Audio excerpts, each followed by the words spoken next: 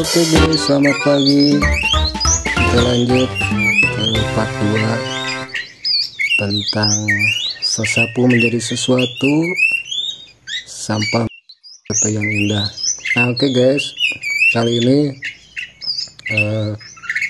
video ini kita akan buat sampah yang kemarin, khususnya kardus. Kita akan buat menjadi yang bermanfaat.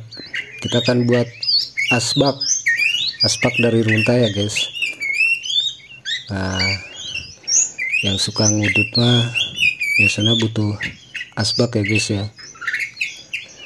Nah oke guys, mula-mula itu yang namanya kardus kita rebus, dikulub guys, dikulub sampai hancur, sampai hipu. Nah, diucek-ucek gitu ya guys ya, diaduk sampai hipu. Jika angin naon gitu. Nah gitu guys, diaduk-aduk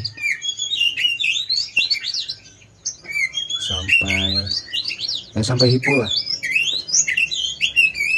Nah gitu guys, sampai hipu, diaduk-aduk, direbus di atas tungku ya guys.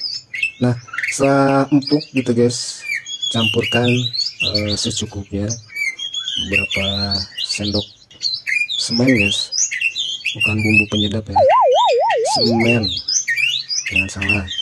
Nah kenapa harus semen? Nah kemudian juga tambahkan lem kayu ya guys.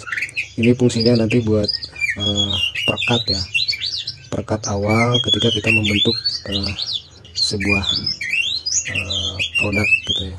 Nah kita kan rencananya mau bikin asbak ya guys.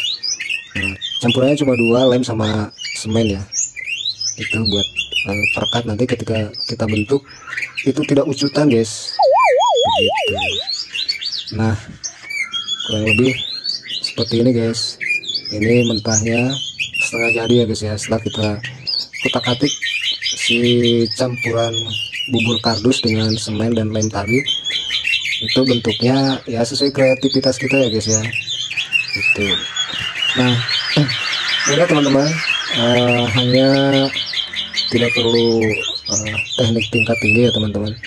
Yang jelas prinsip dasarnya, jangan mencoba membuat atau mempraktekkan ini ketika istri sedang PMS ya guys.